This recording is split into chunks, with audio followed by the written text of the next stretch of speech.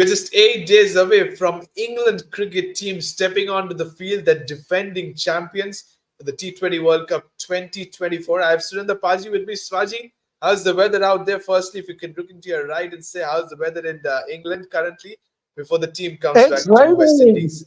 It's raining. It's raining. It's raining. But luckily, Saturday was a sunny day, and I managed to watch England thrash Pakistan. So that was very, very good. Absolutely. But before we move on to the squad as a whole, how much are you confident that England can defend the title? To be fair, on Saturday, if you asked me before the match, I thought looks on paper a good team, but they look very strong, And one of the surprises was obviously watching Jofra bowl and his bat. He was brilliant with the bat as well. So maybe that is going to be a game changer for England.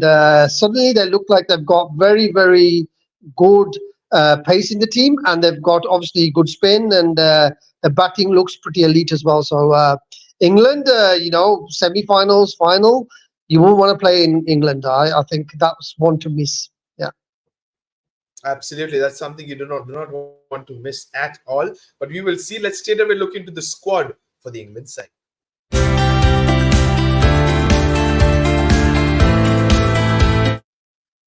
Starting with the first four players, Paji, we have a Joss Butler, Phil Salt, Johnny Bairstow, Will Jacks. All four players are very popular in the recently concluded Indian Premier League. I don't think so. Phil Salt was missed by the Kolkata Knight Riders the way Raymond Gurba stepped up.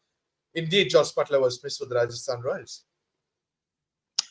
Yes, I think, to be fair, I saw Joss on Saturday, and he started to time the ball really well. He made a good 60, 70, 80 plus score, and he just looked electric, and the sound of his bat looked really good. So Joss is in form, and Salty, he's just been unbelievable. So will they go for the Salt Butler partnership, or will they try to put Bairstow? Because Bairstow had a good IPL, but in patches he was pretty bad as well. So I think for me, Salt and Butler to definitely start, and then you can drop Will Jacks at 3 or 4, or whatever. You can move Will Jacks around, but the other two, I think they two will probably be the dream opening pair.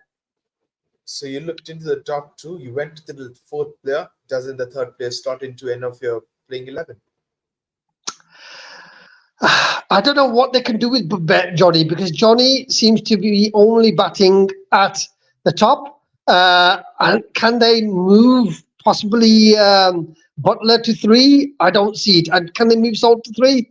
I think Salt on form and on areas, I think you definitely need probably Butler to Salt. For me, that would be my opening pair. But how England are trying to fix those four in, that's fine. I think Will Jacks is definitely the one that they can either put at 3 or they can put him at 4, keep him at 4. I think he's quite flexible. But Bairstow, for me, that's going to be the problem for them. Can they put him at the top?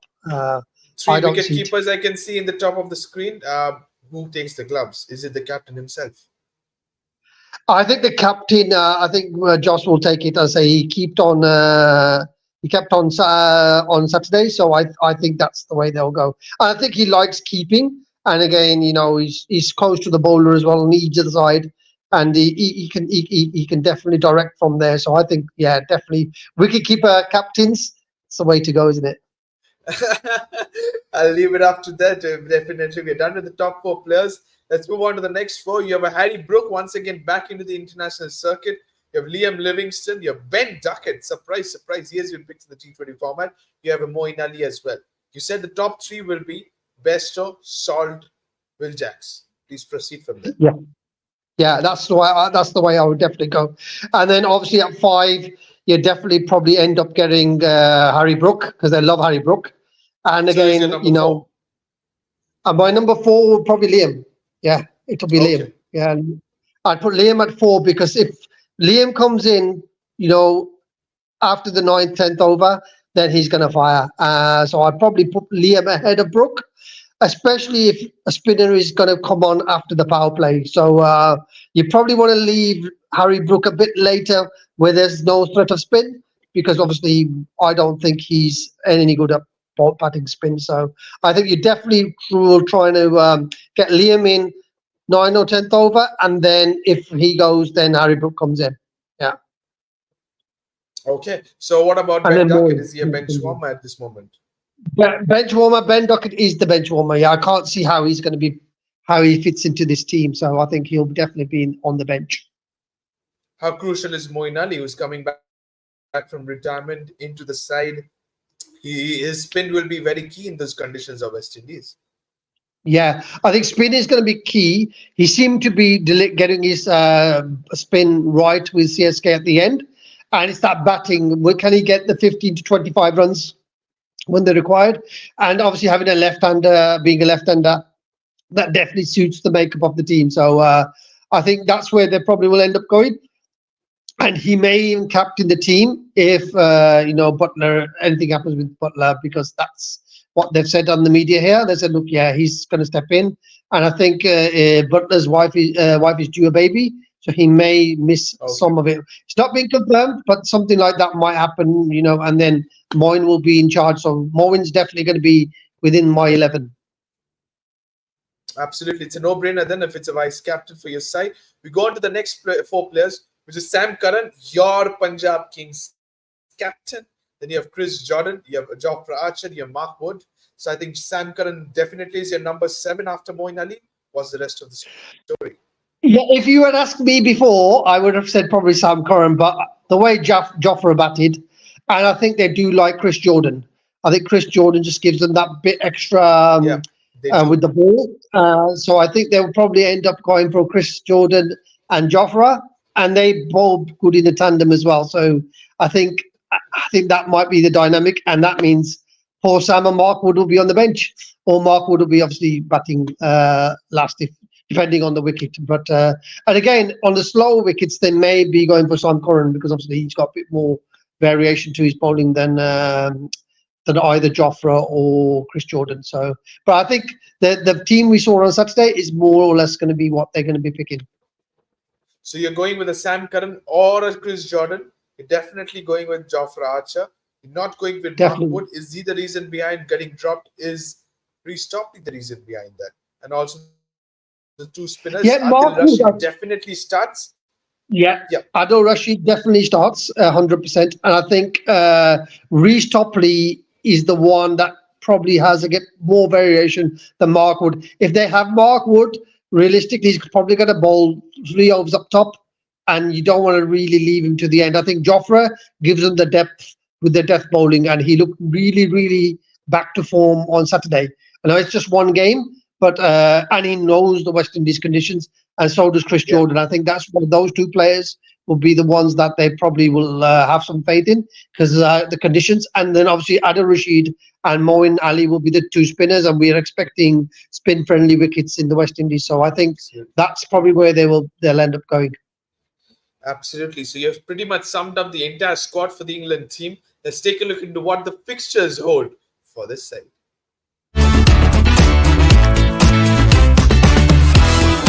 So the defending champions start at Barbados on the 4th of June facing the Scotland.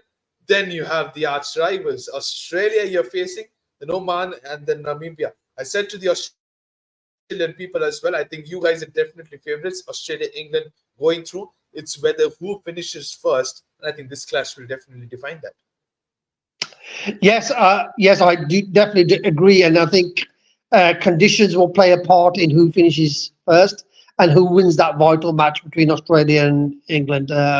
You don't see the other teams in this group being any threat. So unless it rains, and then you go on to probably net run rate. So I think that's why those games will be interesting to see how much do they England and Australia seriously take those games, and how or what the margins of the victories are, because I think should there be rain in that time in that part of the world, which there could be, there could be that could be the deciding factor. But I'm strongly tipping. I think Australia and England, they're almost guaranteed for me to be at the business end of the tournament. So who wins that will decide what happens in the next round. So I say England looks stronger to me than Australia. But again, Australia, you never count them out, and they like to build the way they through the tournament as well. So England might start with a bang, and if you want to play Australia, play them early and beat them early. Okay, play them early, beat them early, says Paji. We will see that. So this is the done with the fixtures as well. Let's straight away look into what has happened for the last three times England stepped out in the T20 World Cup.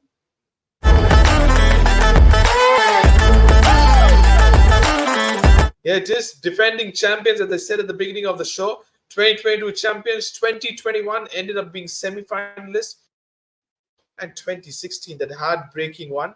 I'll talk us through the 2016 one, to be honest, because 2022 you were very, very good, and that's the reason why you guys were champions against Pakistan. But 2016, when Ben Stokes was handed over the ball in the final over, did you really think Carlos Brathwaite would do that? No, I never thought. I thought it was over. I thought the game was over. I just didn't see it coming. I thought Ben Stokes. If you want somebody to bowl that final over at that time, it was definitely Ben Stokes. And sometimes you have that remember the name moment, and then your career goes downwards ever since. And that's what has happened with Carlos. We had Carlos for a couple of years at Birmingham Bears. And to be fair, he didn't light up any trees. So when he left, I think it was the right time, because he's had his peak, and now we see Ben Stokes out of the England team. So again, they've been able to change the selection, and they've been able to grow the team without any of these teams playing really in the blast competitions. They've got a bit of IPL experience, and they play some of the big bash leagues. But again, the blast usually clashes with a lot of the test matches. So a lot of these players don't really focus on the local, our tournament, which is the Vitality Blast. So it's going to be interesting to see how they come through. And again, I think England players generally had a good IPL.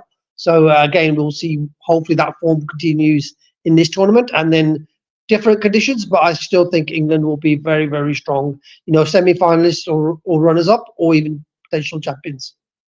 Okay, but you said about the Vitality Blast, which is starting very, very soon. But in England, has the 100 taken over Vitality Blast in terms of popularity, in terms of success? Yeah, it's just the dynamics of the Vitality Blast. It's when it's taken place. It's in the school term, so in the holiday period. So you get a lot of kids. You get a lot of ladies coming with their kids, and you get a lot of families going there.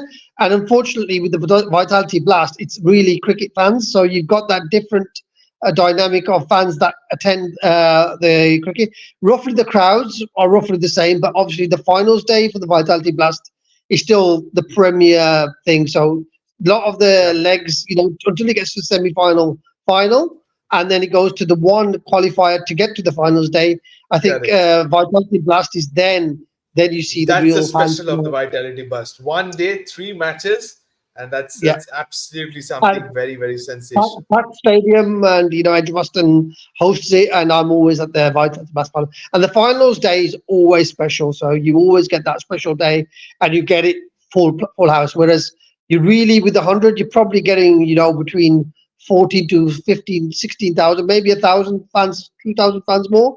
But you don't get it through the final as well. So out of the two, I still think Vitality Blast is probably One as a step cricket ahead. perspective, more important, one step ahead. Yeah.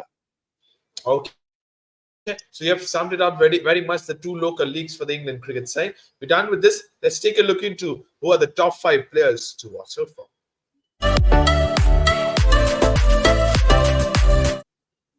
Here it is, the top five players for England. I have chosen Paji, Josh Butler, Phil Salt, Liam Livingston, Sam Curran, and Adil Rashid are my five players. You might just wonder whether it's going to be Moeen Ali into this, Jofra Archer into this. Here are my five players. Which one are you replacing? I'm going to take, unfortunately, Sam out and put Jofra in. I think Jofra is going to have a very, very good World Cup with the bat and the ball. And again, if he plays good in the first couple of games, gets his rhythm going, I think local conditions, local knowledge of those grounds, especially in the West Indies, I think he's going to have a very, very good World Cup. And he wants to make sure the World Cup comes in, because obviously he's going to go into the auction, IPL auction, and he wants to earn the money. So I think he's got a lot to play for, a lot to see. And again, Josh Butler's captaincy, I'm going to be interested to see that. Can he take that forward? And again, we've got Liam Livingston, because as a batsman, we know what he can do. Can he be very, very wily with the ball? He can bowl off spin, he can bowl leg spin. So I think Liam Livingstone with the ball, that might be a good surprise. Okay, so you've given your predictions for the five players as well. You just wanted Sam Curran out, Jofra Archer in the beginning of the show. Paji has been a big fan of Jofra Archer, ladies and gentlemen. We're done with this. Let's take a look at who are the leaders for the England cricket side.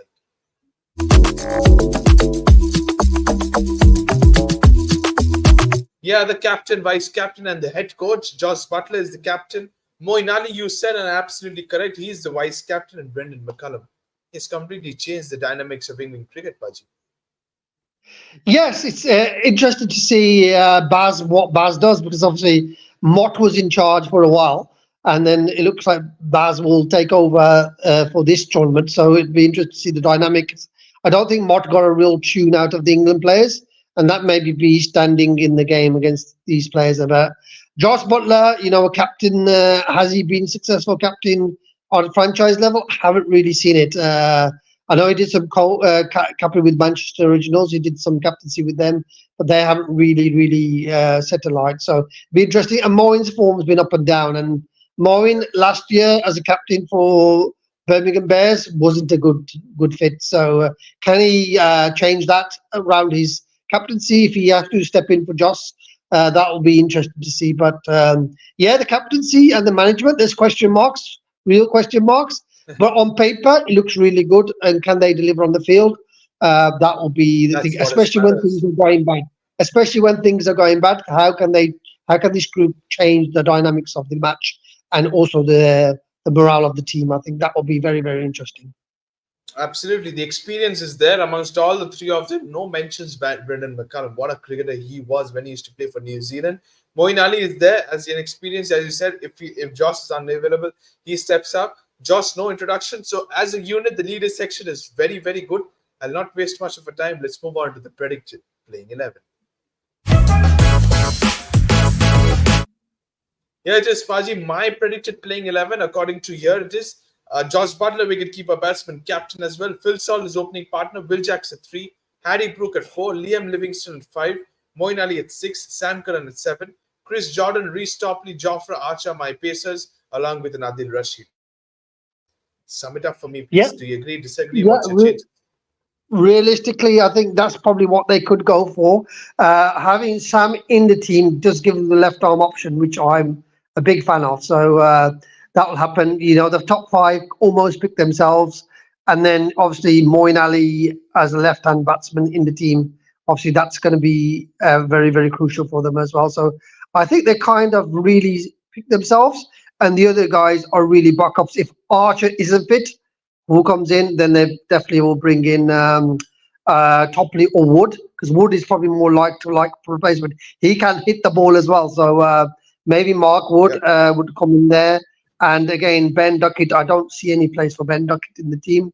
And I think, as I said at the start, I think it's quite a fixed 11. And whether they go for the extra pacer instead of Sam, they could possibly do that. But I still think you still need that all-rounding batsman, and the left arm of Sam might do it, because obviously Chris Wokes isn't playing. So I thought Chris Wokes would have been in the squad, but he isn't.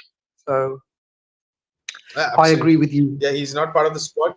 Okay, you're agreeing with me. Thank you so much. So this is a playing 11. Paji also wants to play for the England side. We will see what Baz McCullum, we will see what Josh Butler has their mind and what 11 they sets up. We're done with this. Let's take a look into the predictions. Our Mr. Surinder Singh has had for his top 4 predictions in the semi-final.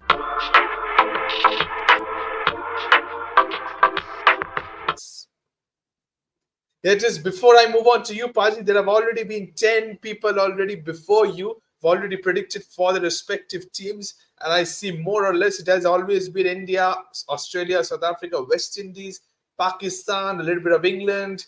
Let's go to what your say is. Here it is. You're just all alone. You still have 3 more guests coming up. It's India, Australia, South Africa, and England. Where's the home side, West Indies?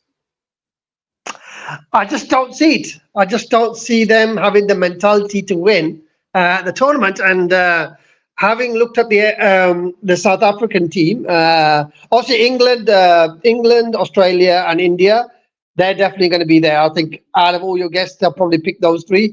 The fourth one is New Zealand, Pakistan. Obviously, Pakistan, you don't know which Pakistan turn up. So you got them, and then you've got also got West Indies who's possibly in there, and Sri Lanka. Sri Lanka have been really, really good as well. So there's quite a lot of teams. I just went for South Africa. I think they've had a really, really good South African league. I think that tournament was really, really strong. And again, a lot of the South Africans have done really well in the IPL as well. You know, Markram. You've got and Markram captain instead of Temba Bavuma. I think that's a big, big That's the thing. huge thing. A huge thing in my head, and I thought the only thing I would have probably done is probably trying to bring Faf back just for this tournament, because I think you had Same Faf here. leadership. I would say South Africa definitely will finish fourth, but again, I say it all depends. You can't write off New Zealand and West Indies. You don't know which one will turn up. So again, I've probably gone for what I think on form now. You've got players in that South African team. You've got a excellent bowling lineup as well, and you got someone like Marco Jansen who's got that extra bit of pace and extra bounce, and he can bat a bit. And you've also got someone like Klaasen, a player like Klaasen. He can destroy any game in any time. So other than the final, which he probably would end up choking, but I think South Africa looks very strong to me, and I think Tristan Stubbs is has he been selected? Tristan Stubbs, yes, he's there. And I really, really enjoyed watching him bat for Delhi. So that's a very, So very if you another look good. into South Africa's middle order, there is David Miller, there's Henrik Klaasen, there's Tristan Stubbs, there's Marco Oh, Jansen. that Marco Jansen, that looks really, really good. So and the bowling is not too shabby either. They've got a lot of options, and they've got Maharaj. So Maharaj, Shams. Jason Raj, Rama, yeah, and they've got Shams as well. So they've got two top quality spinners. They've got very good fast bowlers, and they've got that really, really experienced middle order. So for me, South Africa should be in the mix. They've got the advantages which other teams don't have for me. Okay, so you have summed it up pretty much. I think I just want to tell you something. Your arch rival, which is Australia, that channel's guest was Jake Jennings, your very dear friend. He said, "I want Australia to be knocked out in the group stages itself." Yeah, as I say, it's one of these things that you've got all these teams, and the thing that is going to differentiate them is the drop-in pitches. The drop-in pitches, we don't know how they are going to be performing. And again, I still think India will feel like they're the home team, because they will have, I think 50%, 60% of their fans will be from the Indian subcontinent. So they've got Absolutely. a big expat. Population in India, and everybody I know, they're going to certain matches. So India will have the backing outside of the West Absolutely. Indies. Yeah. Surely that's going to happen. Now comes the leading run scorer and wicket taker. You can sum it up very much. If you look here and there, everywhere has the leading run scorer Virat Kohli. Everywhere has here and there leading wicket taker as Jasprit Bumrah. What about you? Where have you gone? I just want to come, ladies and gentlemen. Here is Sandy Paji's thing. Virat Kohli, the leading run scorer, no brainers there. Jofra Archer. From the beginning of the show, you have just been speaking about this man. How do you think he Yeah. can be the X factor in the tournament? Is it extra pace or is it something different? Extra pace. People haven't faced him for a while, and I think that's the key thing. He does have variety in there, but I just saw him on Saturday and I thought, wow, where the hell has he been? And obviously, I know we've missed him in the IPL big time, but I think if he stays fit, I think he knows the conditions quite well. He's fresh, and that's the other big thing that I went for Jofra is, Bumrah's had a hard IPL. Arshdeep, hard IPL. Siraj, hard IPL. Cummins, hard IPL. Stark, hard IPL. A lot of these bowlers are coming off a very, very difficult tournament. And then I looked at the next level and I thought, something? The only person that hasn't really, who's been practicing, getting himself fit, is fresh, is Jofra. And I think a lot of Jofra Archer. players will think, obviously, this player is going to be in. And plus, they've got quite an easy group. So again, if he takes a lot of wickets in that group, other than the Australia game, he'll start quite well. So I'm going for Jofra. Okay, you're going for Joffrey, you're going for Virat Kohli as a leading run scorer. We're done and No dusted. problem. So you picked an Indian, you picked an Englishman. So I'm potentially an India-England final. But I'm surprising, ladies and gentlemen, when you see who this Paji says when it comes to the T20 World Cup winners prediction. Paji, you recently visited us. You came to our country, saw the first half of the IPL. You're currently sitting in England, not picked England. You've gone with your arch rivals, Australia. Why? I just think they've got this mentality of turning up in the final. And luckily for me, the one disadvantage that they've got in this, Pat Cummins is not leading them, and that's the only thing that I can save them. They got Mitch Marsh, who I don't think will be fit for this whole tournament, and he'll probably leave after 3 games, and then Pat Cummins will take over anyway. So I probably think, I looked at the Australian team and I think, something, they've just got one thing that other teams haven't got, and that is winning mentality. Like, it's like having two Gautam Gambhirs in your team or in your setup. They just know how to win, and I think Pat Cummins. I know we saw Stark the way he come. Josh Hazelwood, another bowler that I've got. You've suddenly got Stark, Hazelwood, and Cummins to bowl, and then the batting.